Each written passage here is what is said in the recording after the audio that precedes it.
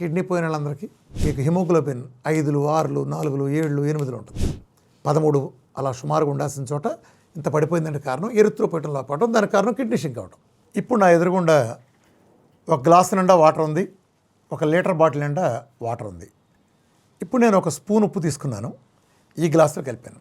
అదే స్పూన్ ఉప్పు తీసుకున్నాను, ఈ బాటిల్లో కలిపాను, లీటర్లో కలిపాను. ఈ రెండిటిలో ఏది ఘాటుగా ఉప్పగా ఉంటుంది? గ్లాసు. అదేంటి, నేను రెండిట్లో కలిపిన 1 స్పూన్ ఉప్పేగా. నిజమే, రెండిట్లో 1 స్పూనే ఉంది, కానీ ఇందులో వాటర్ తక్కువ ఉంది. వాటర్ తక్కువ ఉండబట్టి ఆ స్పూన్ ఉప్పు ఘాటుగా ఉంది. అలాగే మన శరీరంలో క్రియాటిన్ కూడా రక్తంలో పర్సెంటేజ్ చూస్తాం. ఎప్పుడైతే ఎరిత్రోపోయిటిన్ తగ్గి మీకు హిమోగ్లోబిన్ తగ్గిందో, మీకున్న ఇప్పటివరకున్న అదే స్పూన్ క్రియాటిన్ రక్తం తగ్గేటప్పటికి పర్సంటేజ్గా ఎక్కువగా చూపిస్తుంది. మీ కిడ్నీ పోకముందు మీకు ఏదో 1 స్పూన్ క్రియాటిన్ ఉన్నట్టు, కిడ్నీ పోగానే 4-5 స్పూన్లు కొత్తగా వచ్చి పడినట్టు కాదు. మీ క్రియాటిన్ ఇంతకుముందు ఎంత ఉందో ఇప్పుడు అంతే ఉంది, మిగిలిన వాళ్ళందరికీ ఎంత ఉందో అంతే ఉంది. మీ హిమోగ్లోబిన్ ఇదివరకు 13, 14, 12 ఉంది కాబట్టి సేఫ్టీగా ఇది 1లో ఉంది. ఎప్పుడైతే ఇది తగ్గిందో ఆటోమేటిక్గా మీ క్రియాటిన్ ఎక్కువ చూపిస్తుంది.